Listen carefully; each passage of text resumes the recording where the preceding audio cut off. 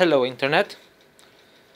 This first prototype of the self-typing typewriter has now been time tested, so I thought I'd give you a tour. So I started with a mechanical typewriter of the electrical variety, which means that it's pretty much just a normal typewriter with a motor inside that spins a drum, which is arranged along this axis here.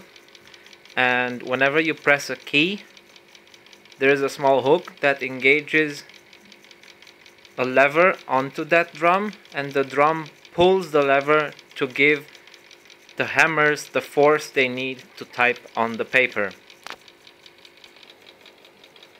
Here you can see that all keys, or almost all keys, are hinged along this line here. So basically I had to devise a mechanism that moves along one axis alone to access almost all keys, instead of having it move two ways, up and down and left to right, to actually reach the keys. There are two keys for which that approach is impractical. One being the space key back there, that does not hinge with the other levers on the top, and the second being the shift key, which needs to be pressed down simultaneously while you type down capital letters.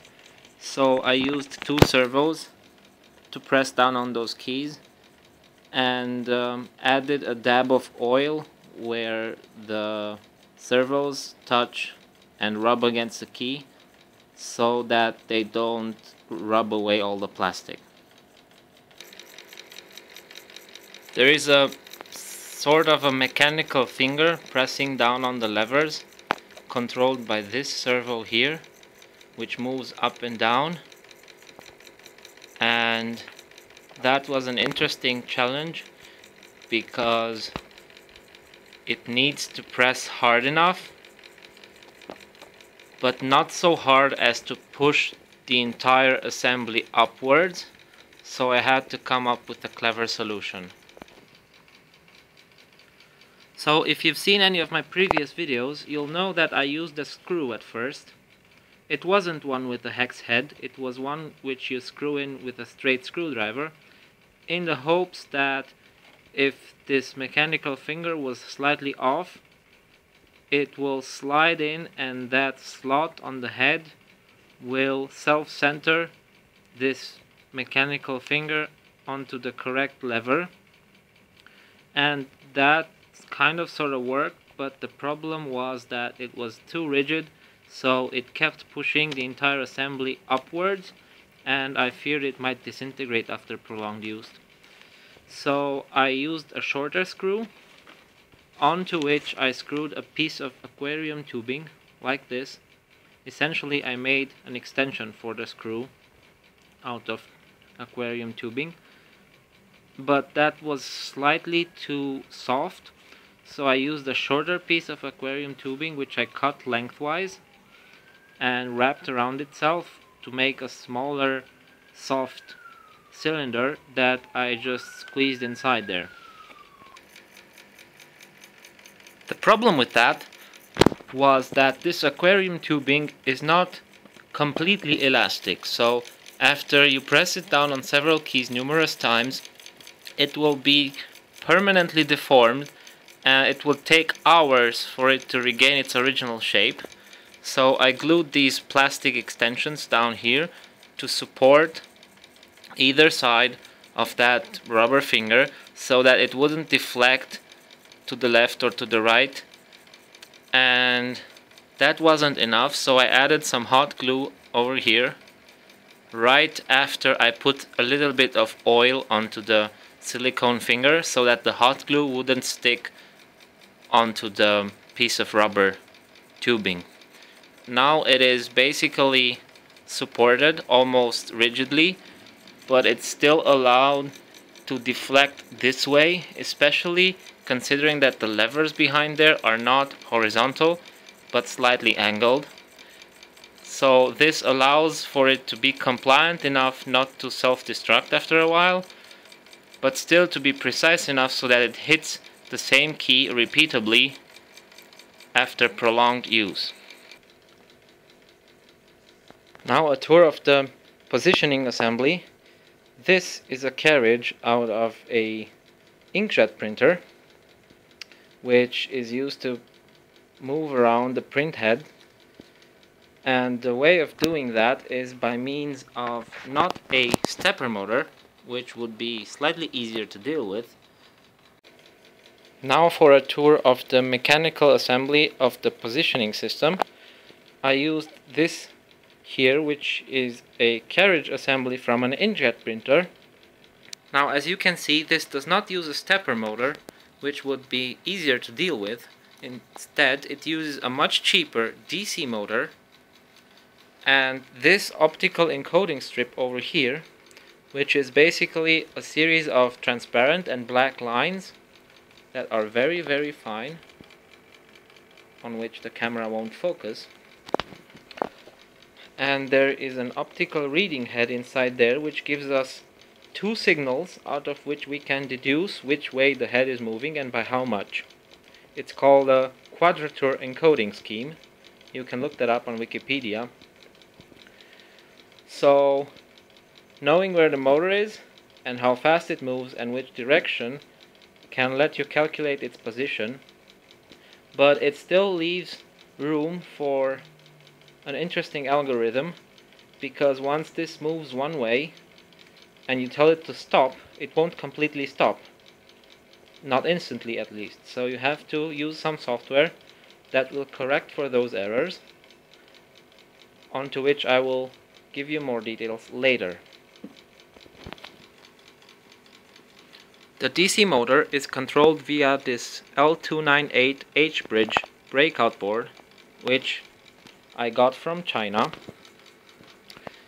and instructions for that H-bridge are given by this Arduino here, that reads the strip and gives commands to the motor to move one way or another at a certain speed. The Arduino knows exactly which position each letter and symbol has along this axis, and once the head has reached that precise position, it will engage the servo moving the finger up or down, and the two servos on the side that press the spacebar or the shift key. The Arduino takes serial input from a computer and maps each character to one of the known positions, essentially turning this into a giant serial printer.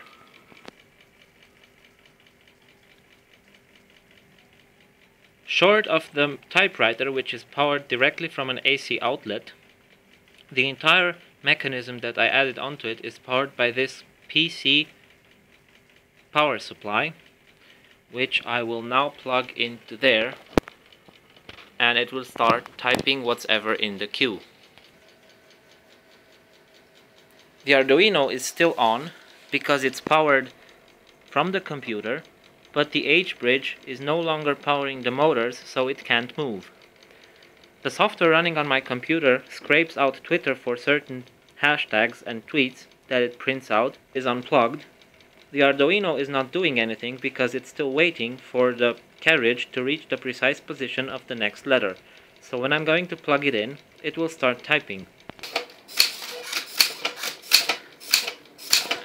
As you can see, this is about as fast as it goes, topping out at about 2 characters per second, because it takes about half a second for the motor to move in the correct position.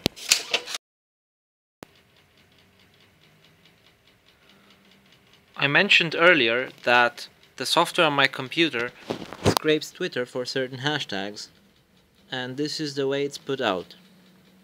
You'll notice that since I don't have exactly all the symbols on a modern keyboard on this typewriter, I replaced the @ sign with this combo that is made by typing left brace A and then a backspace which moves the cursor back to A, putting an underscore underneath that, and then a right bracket.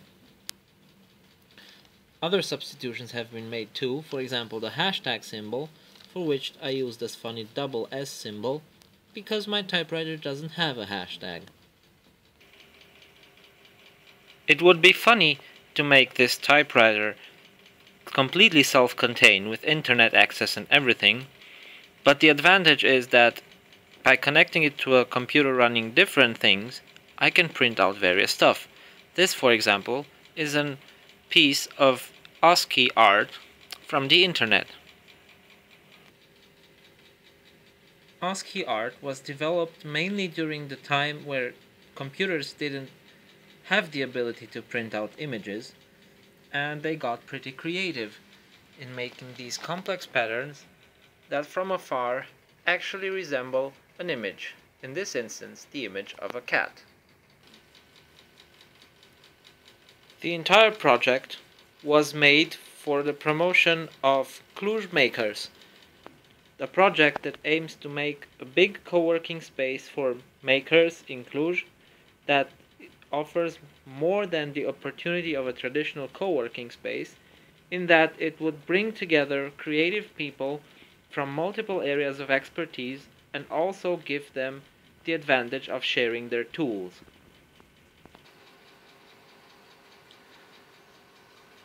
Cluj Makers is by no means the first makerspace in Cluj.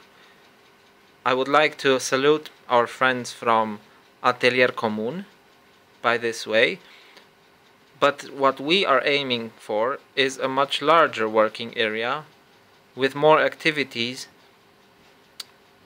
And if you want to hear more about us, you can visit our page at clujmakers.com, which is still under construction. And if you want to support us or get in touch with us, visit our Facebook page,